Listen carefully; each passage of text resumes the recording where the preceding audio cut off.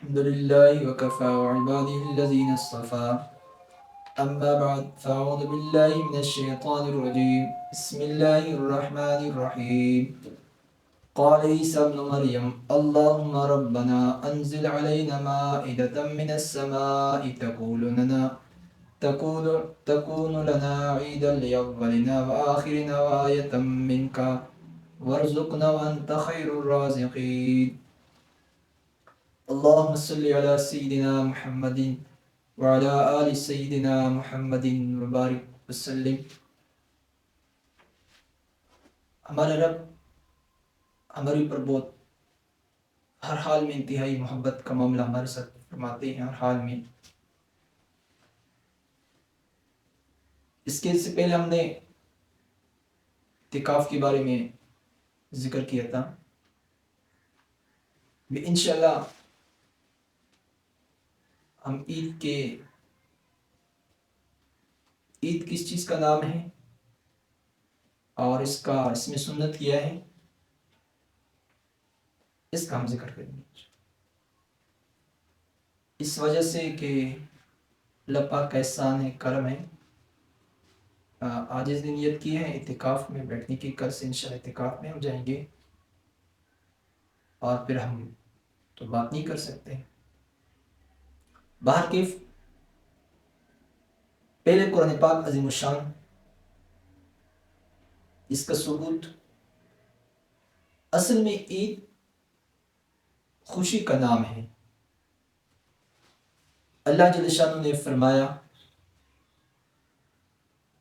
عیسیٰ علیہ السلام نے دعا کی، اللہم ربنا، اے ہمارے رب، انزل علینا مائدۃ من السماء، آسمان سے دسترخوان نازل فرما، تکون لنا عیدا لاولنا وآخرنا، تاکہ ہمارے لیے بھی اور ہمارے بعد کے لوگوں کے لیے بھی خوشی ہو، وآیۃ منک، آپ کی طرف سے نشانی ہو، وارزقنا وانت خیر الرازقین، اے اللہ میں رزق نصیب فرما، تو بہتر رزق دینے والا ہے۔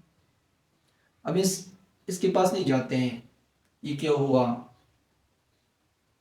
چونکہ اصل میں یہاں عیسیٰ علیہ السلام نے دعا کی، تکون لنا عیدا لاولنا، ہمارے لیے اور بعد کے لوگوں کے لیے بھی خوشی ہو، اور پھر یہ ہو بھی کیا، اللہ جل شانہ نے نازل بھی فرمایا۔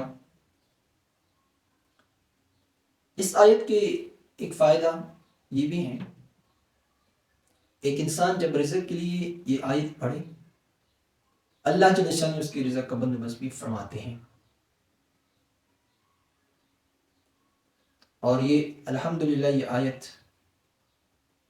اس عاجز نے خود پڑھی، ضرورت تھی، اللہ جل شانہ نے ضرورت پوری بھی کر لی۔ تو ہر مسلمان کے لیے قرآن پاک عظیم شان کی آیت ہر مسلمان کے لیے فائدہ مند ہے۔ باہر کی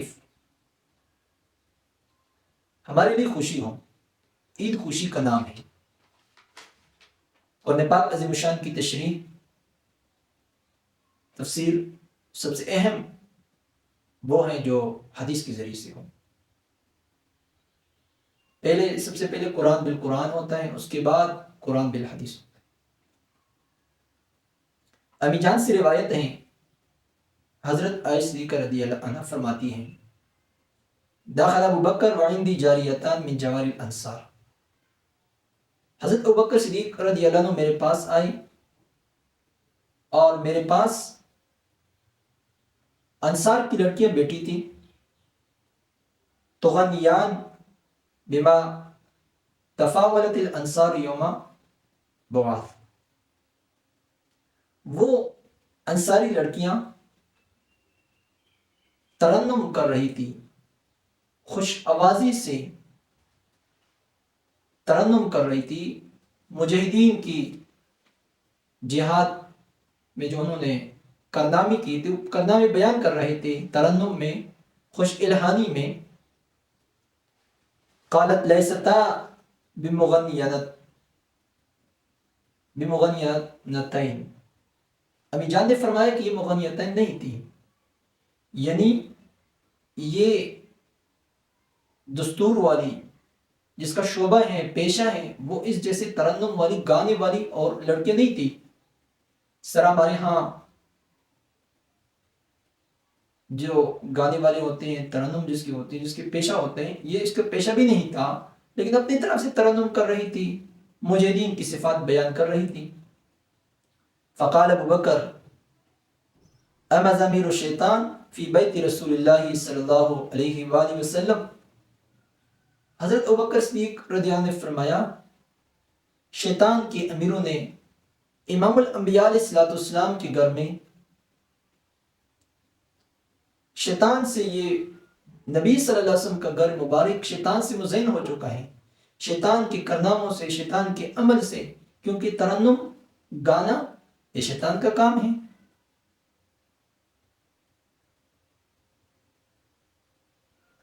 وَذَلِكَ فِي يَوْمِ عید، اور یہ عید کا دن، عید کے دن میں وہ چھوٹی بچیاں وہ گانا گا رہی تھی عید کے دن میں. وہ حضرت ابوبکر صدیق رضی اللہ عنہ اس کو صحیح انداز سے اس کو برا جانا، یہ شیطان کا کام ہو رہا ہے، یہاں نبی صلی اللہ علیہ وسلم کے گھر میں گانے بج رہے ہیں، یہ شیطان کا کام ہے. عید کا دن تھا. فقال رسول اللہ صلی اللہ علیہ وسلم یا ابو بکر ان لکل قوم عیدا وہذا عیدنا. ہمارے پیارے حبیب صلی اللہ علیہ وآلہ وسلم نے فرمایا ہر قوم کے لیے خوشی ہوتی ہے، عید ہوتی ہے، وہذا عیدنا، اور یہ ہمارا عید ہے، یہ ہماری خوشی ہیں. بخاری شریف باب سنت العیدین، حدیث نمبر 909. ابھی اس کی تھوڑی سی وضاحت کی طرف ہم آتے ہیں کہ وہ گانا گا رہی تھی، وہ کس طرح گانا تھا. امام الانبیاء علیہ السلام نے ابوبکر صدیق رضی اللہ عنہ سے فرمایا لکل قوم عیدا وہذا عیدنا. یہ جو فرمایا اس میں اللہ کے حبیب صلی اللہ علیہ وسلم نے انتہائی محبت کے ساتھ، حکمت کے ساتھ سبب بیان فرمایا کہ ان چھوٹی بچیوں کو چھوڑ دے، ان چھوٹی بچیوں کو منع نہ کر لے، ممانعت سے فرمایا کہ اس کو چھوڑ دے گانے کے لیے، یہ گائے، اس میں کوئی بات نہیں ہے، چھوڑ دے اس کو، سبب یہ بیان کیا. اور امام ابوبکر صدیق رضی اللہ عنہ نے جو گمان کیا تھا، یقین کیا تھا کہ تو شیطان کا کام ہے، تو پیارے حبیب صلی اللہ علیہ وسلم نے خوبصورت طریقے سے ابوبکر صدیق رضی اللہ عنہ کو بیان فرمایا، وضاحت فرمائی کہ نہیں، یہ شریعت دین ہے ہمارا، اس میں انکار نہیں ہے. جس طرح کہ عرس میں نکاح کے دوران میں گانے سے ممانعت نہیں ہے، تو اسی طرح یہاں بھی نہیں ہے. یہ فتح الباری میں اس کا بیان ہے. اچھا، دوسری بات کہ یہ کون سی غنا تھی، یہ کون سی گانے والی لڑکیاں تھیں. پہلے میں نے برس کی یہ لڑکی یہ پیشہ ورانہ لڑکی نہیں تھی جو عام طور پر مشہور ہیں، اور وہ جو الفاظ بیان کر رہی تھی، جو ترنم میں گا رہی تھی، وہ مجاہدین کی صفات بیان کر رہی تھی. اور اس میں تو سارے جمہور کا اتفاق ہے اس پر کہ اس کے علاوہ جس گانے میں لڑکی کی صفات ہو، جس گانے میں شراب کی صفت ہو، جس گانے میں وہ صفت ہو کہ انسان کے اندر جو جذبہ ہوتے ہیں وہ غلط جذبہ پیدا ہوتے ہیں، اس پر سارے مفسرین کا، سارے حضرات کا اس پر اتفاق ہے کہ یہ گانا حرام ہے. خلاصہ نکلا کہ عید خوشی کا دن ہوتا ہے، انسان خوشی کر سکتے ہیں لیکن شریعت کے مطابق ہو. ہمارے ہاں 2 عیدیں ہیں صرف بس، عید الاضحیٰ، عید الفطر، 2 خوشیوں کے دن ہیں اور ہمارے پاس نہیں ہے. اس میں بھی میں 2-3 تھوڑے اس کی وہ مصنون طریقے ذکر کر لیتا ہوں.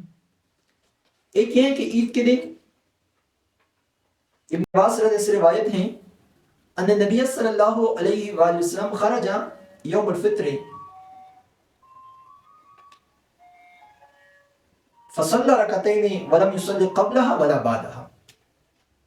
اللہ کے حبیب صلی اللہ علیہ وآلہ وسلم عید الفطر میں نکلے، فصلی رکعتین، 2 رکعت نماز ادا فرمائی، لم یصلی قبلها ولا بعدها، اس سے پہلے بھی 2 رکعت ادا نہیں فرمائی، یعنی اشراق کی نماز بھی نہیں پڑھی اور اس کے بعد بھی نہیں ادا نہیں فرمائی. تو عید کا دن خوشی کا ہوتا ہے، لوگوں کے ساتھ ملاقات کا ہوتا ہے، تو نمازوں کے لیے نہیں ہوتا ہے. ہاں فرائض زور کی نماز ہو اس کے لیے ہونی چاہیے. تو عید خوشی کا دن ہوتا ہے، لوگوں کے ساتھ میل ملاپ کا دن ہوتا ہے. اور عید کے دن قبروں کی زیارت انسان کر سکتا ہے، ہاں لیکن کسی کو اپنا مردہ یاد دلانا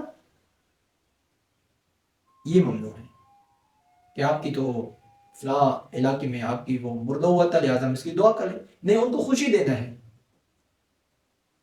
عید کے دوران غسل کرنا، صاف کپڑے پہننا اور عطر لگانا، ایک راستے پہ جانا عیدگاہ، دوسرے راستے پہ واپس آنا، اس کی مسنون طریقہ ہے. اور سلام کرنا اس میں ہے. اللہ جل شانہ ہم سب کو عید کامل طریقے پہ، صحیح طریقے پر گزارنے کی توفیق نصیب فرمائے، اور ہمیں ہر مسلمان کو ہر حال میں نبی صلی اللہ علیہ وسلم کی اتباع سنت والی زندگی ہم سب کو نصیب فرمائے.